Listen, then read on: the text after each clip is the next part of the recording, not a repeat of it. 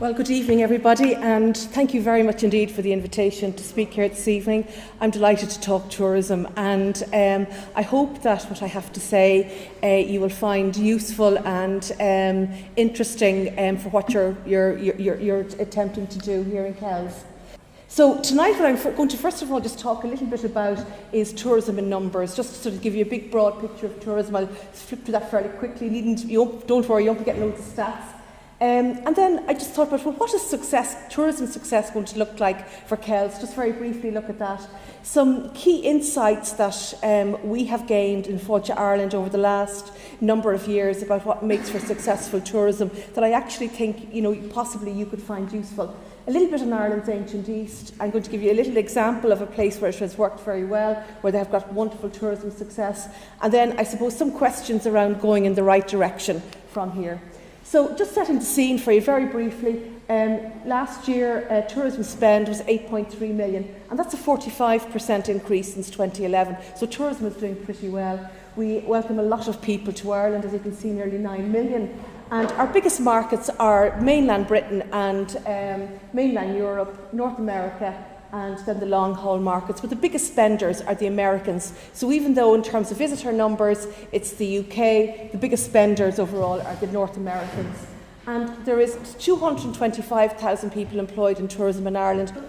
What's important here is that when you bring visitors into Kells, if you bring in a domestic visitor per average, their spend is going to be about 238, but an overseas visitor is going to be 550.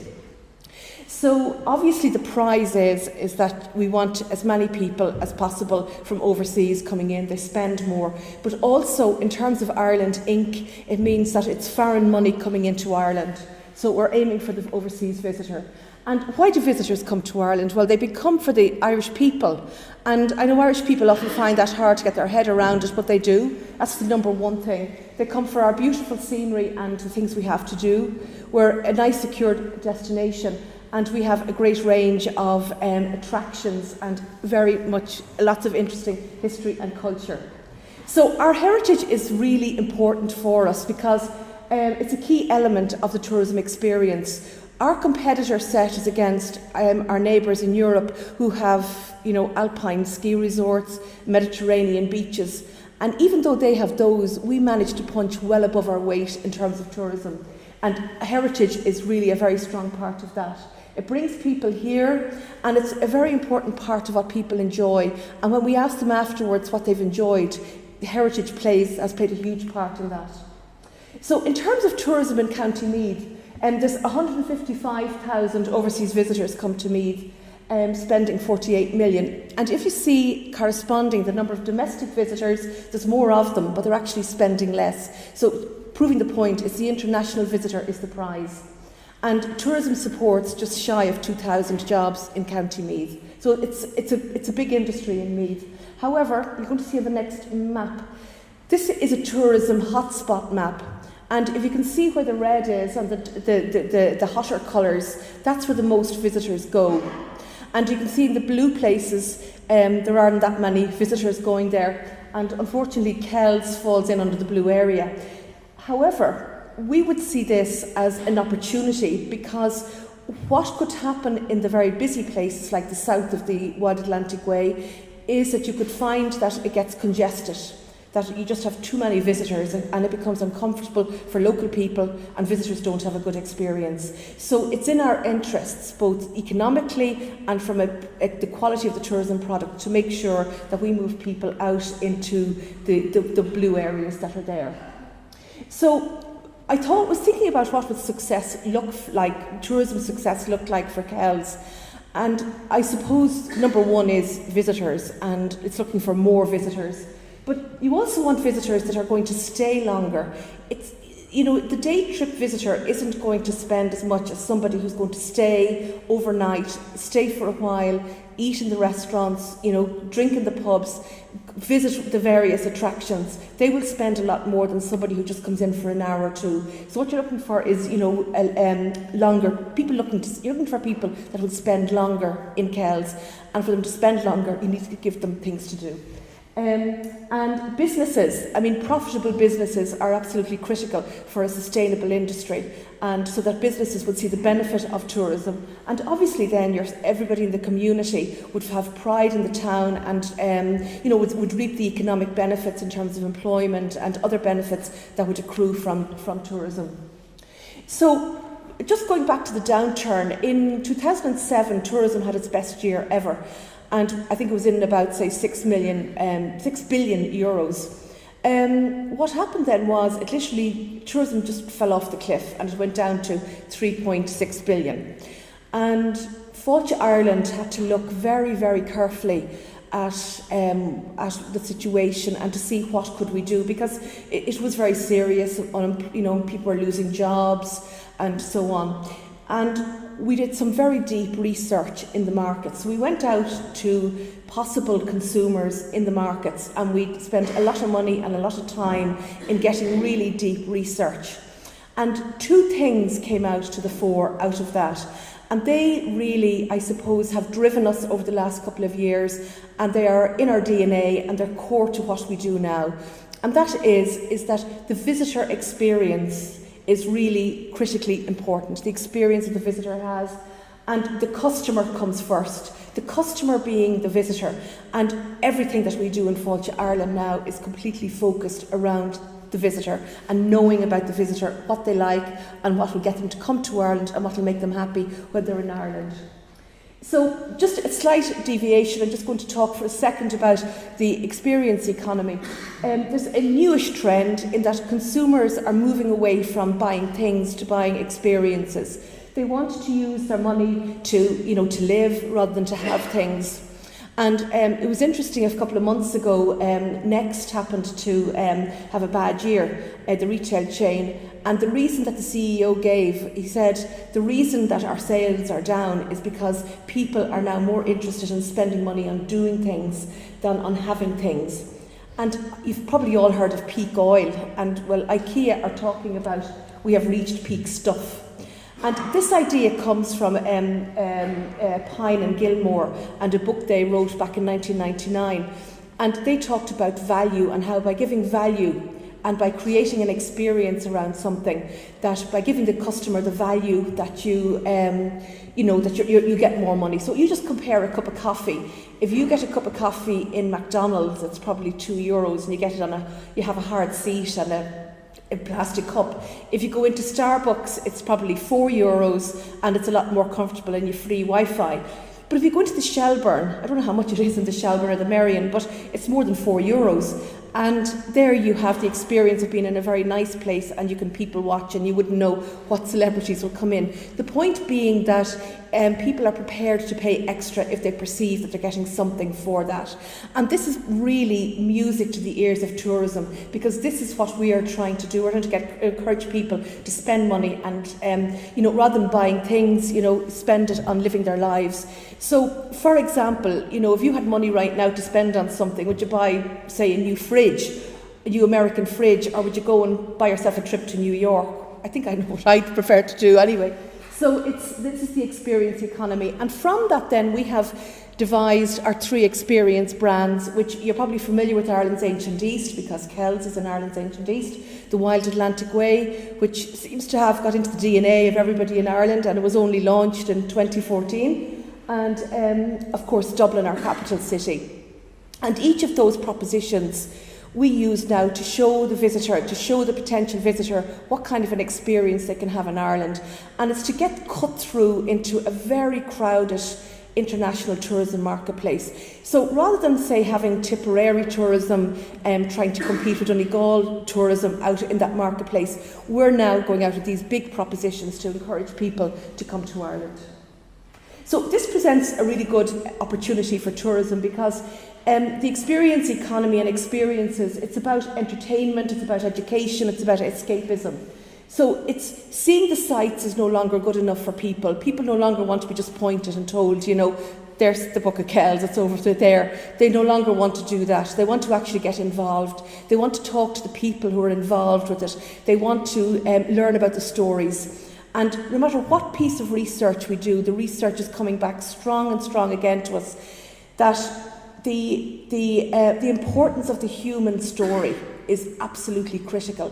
So while it's very nice to know that something was built in 1700 or whenever it was built, they want to know who it was for, what was their story, and why did they build it here, what happened to them. They're the things that create memories for our visitors. In terms of the lessons that we learned, that's the experience. We also learned about our visitors. Up to that time, we very much used to look at our visitors under the normal social demographic numbers, their age, their income and so on. But we then discovered from this deep research that in actual fact, what will help us most is to know what motivates them. And what we found is that people are motivated by their own personality, by their own values, more than by their age or their income. And from that, we have come up with a range of various categories, and they all have real marketing terms. They're called things like culturally curious, the top tenors, the great escapers, and so on. And all of those have very specific characteristics that help in terms of marketing. So, for example, Kells possibly would appeal to culturally curious people, usually people who are in couples, who are they're people who like to wander themselves. They don't like to be directed. They're very, very interested in history, in heritage, in architecture, and they also like to go for walks as well. So this is an area that would probably appeal to the culturally curious. And by the way, all this information is on the Fáilte Ireland website. It's very easily available. But however, just to back up indeed what Liam said, what we're also finding, we did some research last summer and we took all of those categories and we did a much deeper piece of research on them in our main markets, and we found some really interesting things. But this is what the Americans have told us that they want to do. So, for example, the first 4 of those Kells can offer very easily. So it's things like sit outside a pub and people watch. Spend an afternoon around exploring a picturesque town. So look at those 4 top things. That's what our American visitors want to do. I mean, obviously you can't offer number 5, take a boat tour around coastal villages. Obviously that's not Kells, but you can certainly do some of the other things. I didn't bring all of these with me, but again, they'll all be available on our website. But I just brought the UK one as well to show you. Again, the same, sit outside a pub. And people watch, spend an afternoon strolling around a picturesque town. So it's the little things, the experiences don't necessarily have to be big things like the Titanic experience in Belfast, even though it's wonderful. Those aren't the big things that are needed, it's often the small things that are required. So Ireland's Ancient East, this is the brand promise of Ireland's Ancient East that Fáilte Ireland makes out on the and Tourism Ireland makes out on the international marketplace to attract people to this region. And it's really very much around telling the stories about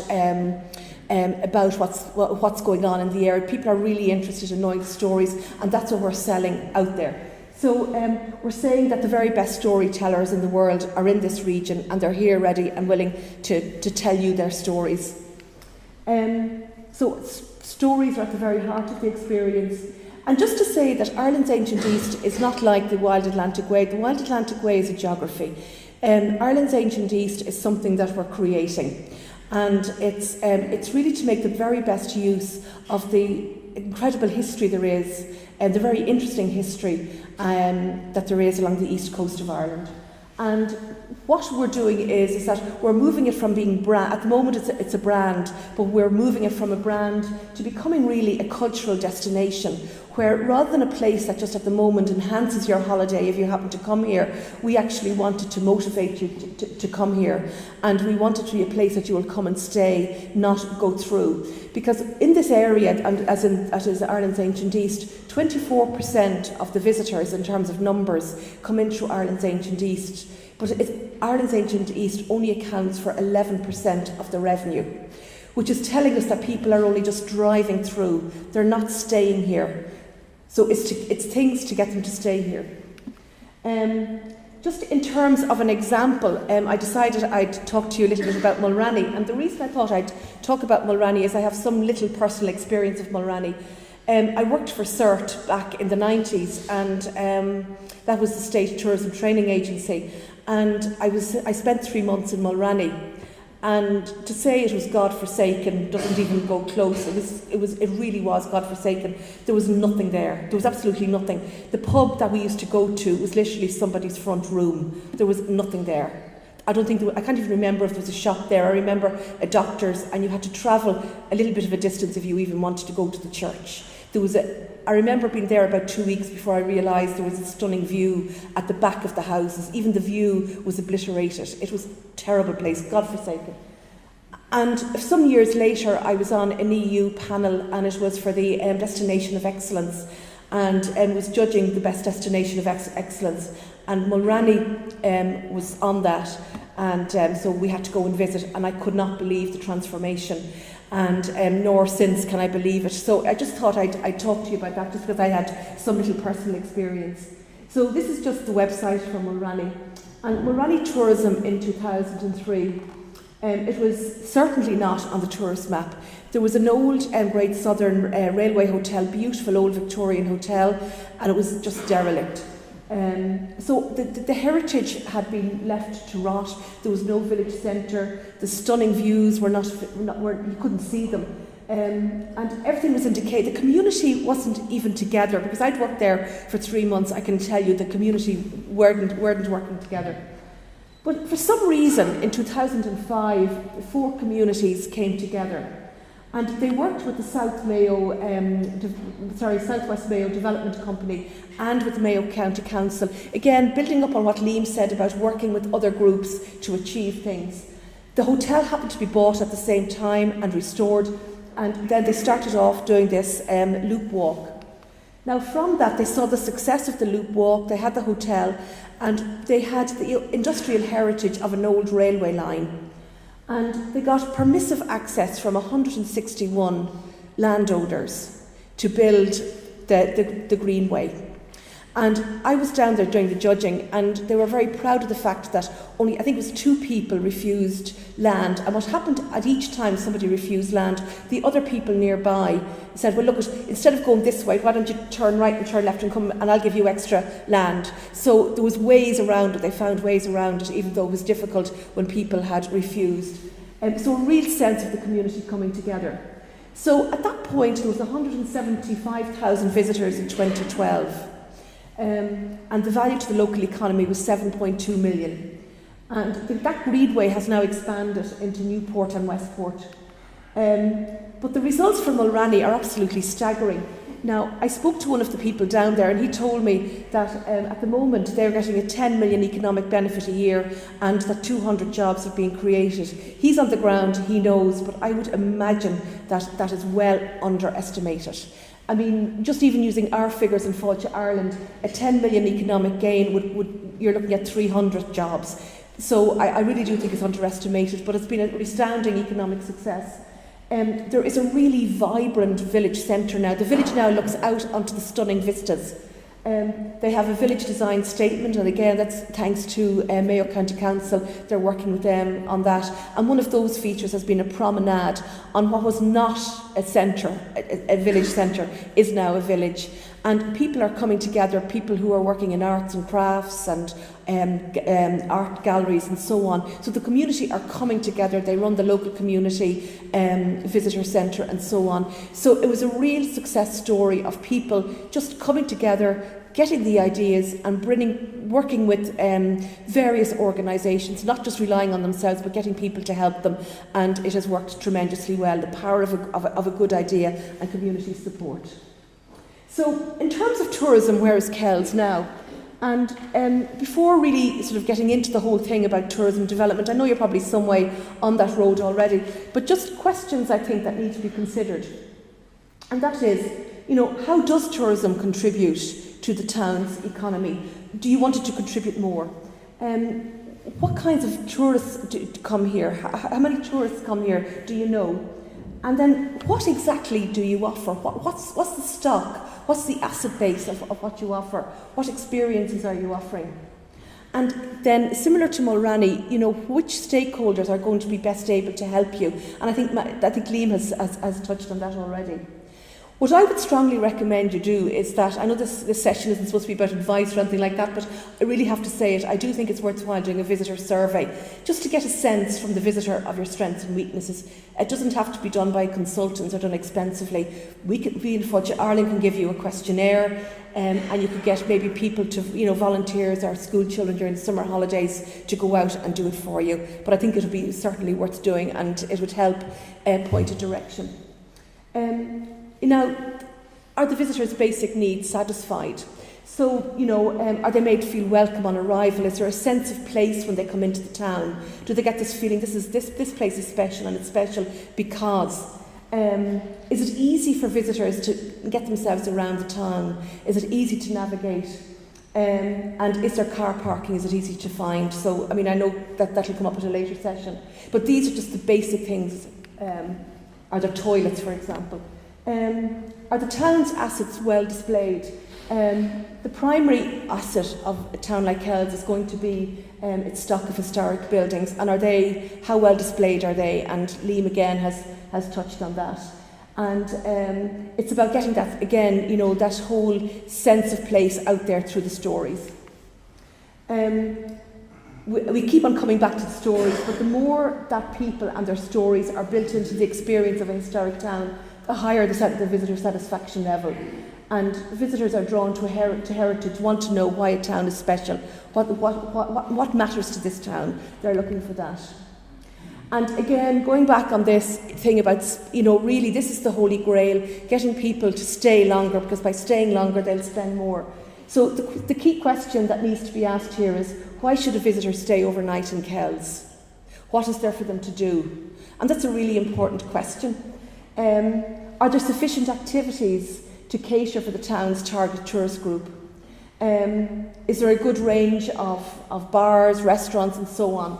And then I already know you already have very good festivals here. But things like markets, are there local markets? Markets, it's interesting that Liam said that, if there's an out-of-town shopping centre, it draws people. Well, equally, markets draw people in.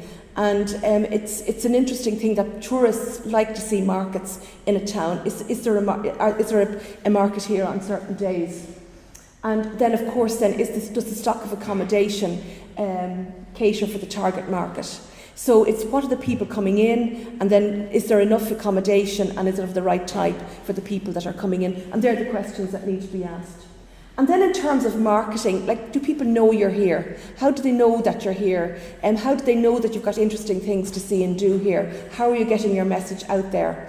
And what's important here is using things like Ireland's Ancient East and the opportunities to cross-sell with other destinations, to work with things like the Boyne Valley, to work with other towns in order to cross-promote Kells with other places and to get the benefit of everything in Ireland's Ancient East.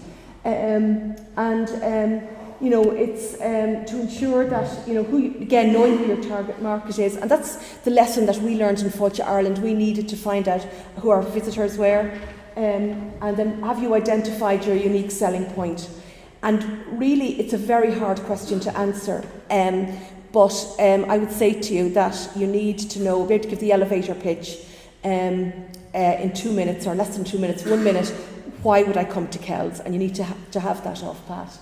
And at the end of the day, tourism is about humans. It's about human beings looking after and selling to other human beings, and everything has got to be kept at the level of the human. And that's it. So thank you very much. Thank you.